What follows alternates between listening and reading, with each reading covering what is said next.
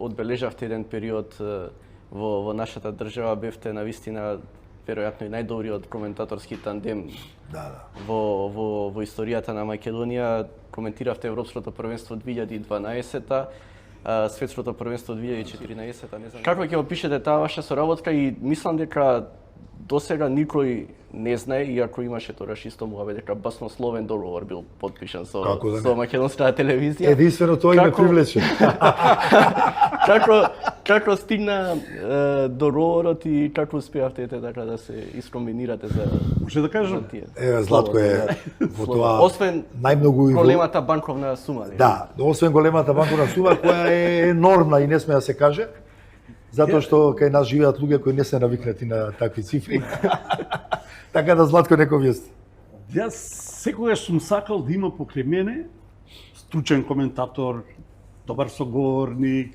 Желба ми беше Дарко Панчев да биде тој. Меѓутоа во еден период Дарко имаше своји причини да не комуницира многу со новинарите. А ние во меѓувреме го купивме Европското првенство. Во редакција доаѓа во спортската генералниот директор. Разговараме околу тоа како би го покриле Европското првенство. Праша дали ќе имаме стручни коментатори, па кои би биле. Секогаш првото име Дарко Панчев. Сега некој од колегите ама не сака Дарко да викам ја ќе се обидам. Иван кај Даре викам сакаш ли да го коментираме Европското првенство? Викам кажи ако прифаќаш, кои се условите, молчи и вика, имам еден услов само. Да коментираме со тебе, само не сакам со друг. А викам, хонорар,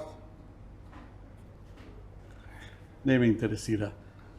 100.000 евро на трон. Имавме карт бланш, да одиме на лице место да коментираме. Тоа беше во Украина и во Полска беше Европско првенство.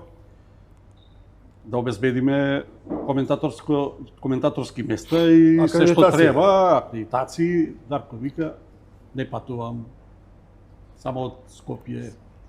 И така почна, од ден на ден задоволството кај мене растеше.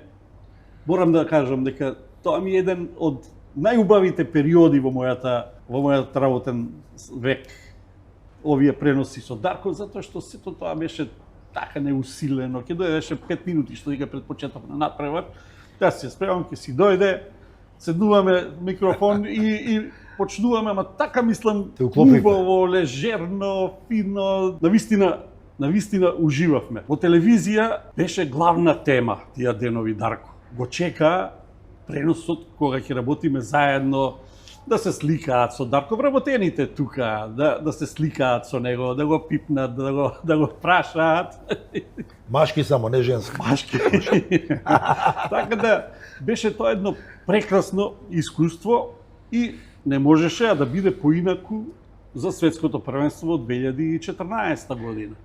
Тука беше крајот. Имаше притисоци од како отиде у пензија да правиме ја и ти коментари, ама беше Пресинг со Дарко Панчев.